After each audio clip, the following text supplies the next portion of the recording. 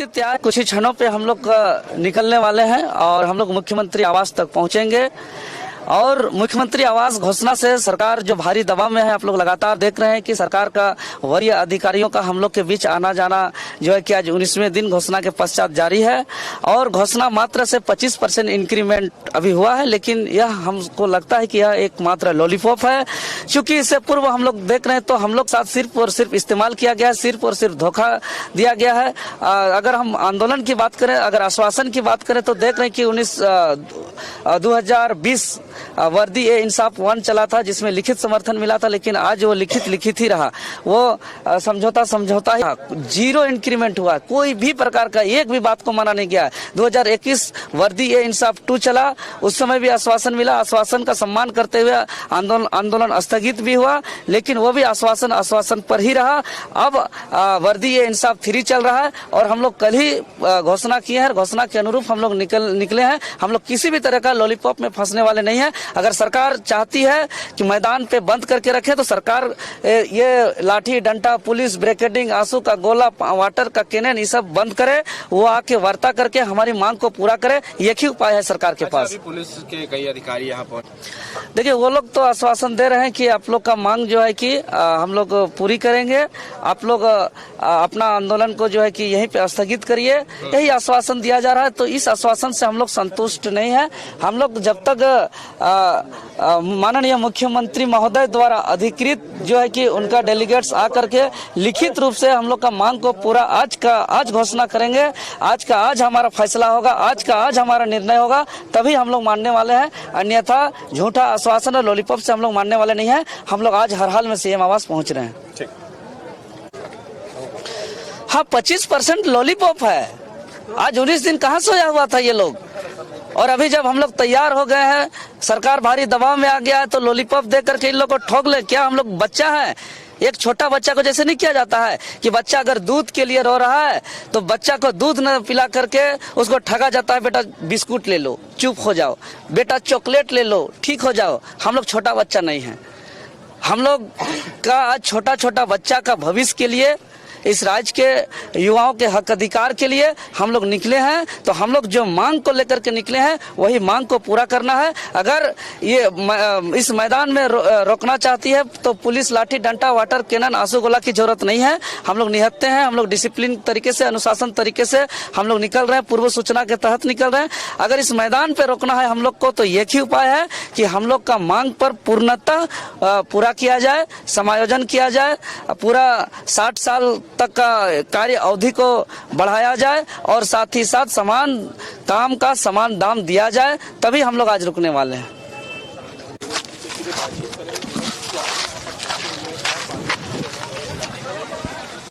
नमस्कार, news bioscope देख रहे हैं आप, और मैं हूं आपके साथ अमित झा।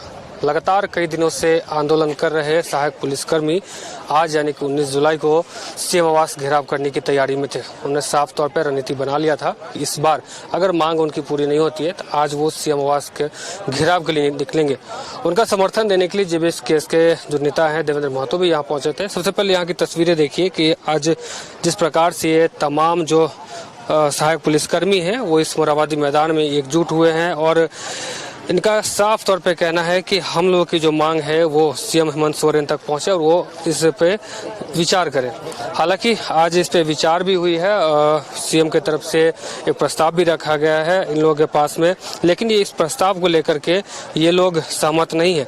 अब सीधी सी बात बता दें कि इनका जो प्रस्ताव मिला है इनको, उसमें साफ तौर पर लिखा है कि 25% जो इनका वेतन है उसमें वृद्धि की जाएगी और 1 साल का जो नौकरी है उसमें उसका जो समय अवधि है वो बढ़ाया जाएगा।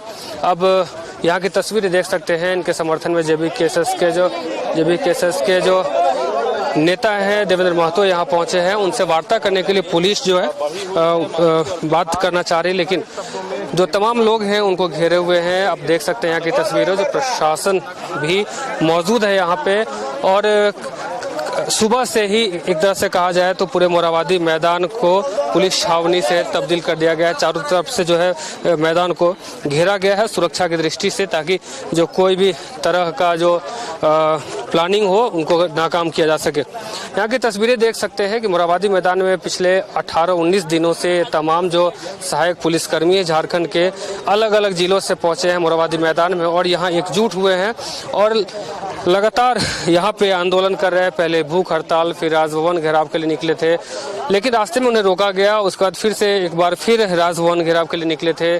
कई विधानसभा भी पहुंचे थे विशेष सत्र के दौरान अपनी मांग को लेकर के, लेकिन वहां से भी उन्हें खाली हाथ लौटना पड़ा। अब यहाँ मोरहाबादी मैदान में एक बार फिर से प्लानिंग होता है कि 19 जुलाई को सीएम आवास का घेराव किया जाएगा और घेराव के दौरान इन लोगों ने साफ तौर पे कहा कि हम लोग शांतिपूर्ण से अपना जो मांग है उसको मनवाने की कोशिश कर रहे हैं। इसमें हम लोग कोई भी जो है उग्र होने की कोशिश नहीं हम लोगों की, सिर्फ सरकार जो है हम लोगों का जो मांग है वो पूरा कर दे, यहाँ से हम लोग चले जाएंगे, अपने कार्य पे जो है लौट जाएंगे। अब सरकार की तरफ से इन लोगों को ऑफर आया है, इन लोगों के इनके जो प्रतिनिधि मंडल है वो मिलने गए थे, उन लोगों को प्रस्ताव मिला कि 25% जो है वेतन वृद्धि मिलेगी। उसके साथ ही जो अलग झारखंड पुलिस में जो एक उम्र सीमा होती है उसमें भी आप लोगों को छूट दिया जाएगा। और उसके बाद अगर बात करें तो कहीं ना कहीं नौकरी की जो बढ़ोतरी है उसमें भी 1 साल बढ़ा दिया जाएगा।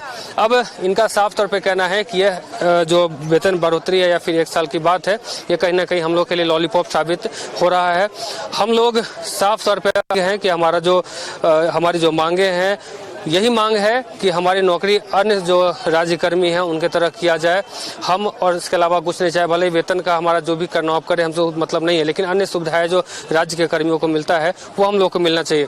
देख सकते हैं यहाँ की तस्वीरें, जो तमाम जो लोग हैं जो सहायक कर्मी हैं, चाहे वो महिला हो या पुरुष हो, तमाम लोग यहाँ पे जुटे हुए हैं, एकत्र हुए हैं और अपनी मांग को जो है बुलंद कर रहे हैं। अब इनके समर्थन में जेबी केसेस के जो नेता है देवेंद्र नाथ महतो वही पहुंचे थे और तमाम लोगों के साथ उनका साफ तौर पे कहना है कि जिस प्रकार से इन लोगों को ठगा गया है कहीं ना कहीं एक लॉलीपॉप है। हालांकि कुछ दिन के बाद चुनाव होने हैं तो कहीं ना कहीं सरकार चाहती है कि ये लोग उग्र ना हो और इन लोगों को एक लॉलीपॉप देके शांत करा दिया जाए। अब देखना दिलचस्प होगा कि हेमंत सोरेन जो या राज्य के मुखिया हैं वो इनकी बातों का कितनी गहराइयों से लेते हैं और इनकी जो मांगे हैं वो कब तक पूरी करते हैं। फिलहाल मुझे और हमारे सहयोगी विकास को दीजिए इजाजत। देखते रहिए न्यूज़ बाइस्कोप। धन्यवाद। एमिटी यूनिवर्सिटी का पटना और रांची कैंपस पिछले कई सालों से लगातार शिक्षा के क्षेत्र में अनमैच्ड एक्सीलेंस प्रदान कर रही है। यूनिवर्सिटी रिसर्च और इनोवेशन और के कल्चर को बढ़ावा देती है और यही कारण है कि यहाँ के शिक्षकों और छात्रों ने मिलकर अब तक 1000 से ज्यादा रिसर्च पेपर और 100 से ज्यादा पेटेंट फाइल किए हैं। 26 से अधिक पेटेंट पब्लिश्ड हुए हैं और 3 पेटेंट ग्रांट भी हो चुके हैं। और यही नहीं, यहाँ के फैकल्टीज और स्टूडेंट 100 से अधिक किताबें पब्लिश भी कर चुके हैं। यूनिवर्सिटी के दोनों ही कैंपस में स्टूडेंट्स को कॉर्पोरेट प्लेसमेंट प्रोसेस को क्रैक करने के लिए ट्रेनिंग दी जाती है और इसलिए एमिटी यूनिवर्सिटी अपनी स्थापना से ही देश विदेश के कई जानी मानी मल्टीनेशनल कंपनीज जैसे अमेजॉन, एक्सेंचर, जेपी मॉर्गन और GPT, TCS, Wipro, ITC, federal bank, Hindustan Unilever जैसे 180 रेप्यूटेड कंपनीज के लिए रिक्रूटमेंट की प्रेफर्ड चॉइस बन गया है। यही वजह है कि आयुष कुमार को जेपीटी कंपनी लिमिटेड में 24 लाख, जान निसार अख्तर को अमेजॉन से 30 लाख और देव नरूला को ह्यूमन होल्डिंग कंपनी लिमिटेड से 44 लाख 50 हजार का पैकेज मिला है। वहीं सुमन गुप्ता को पालो ऑल्टो में मिले 47 लाख के हाईएस्ट पैकेजेस से यूनिवर्सिटी ने बिहार और झारखंड में एक नया रिकॉर्ड कायम किया है।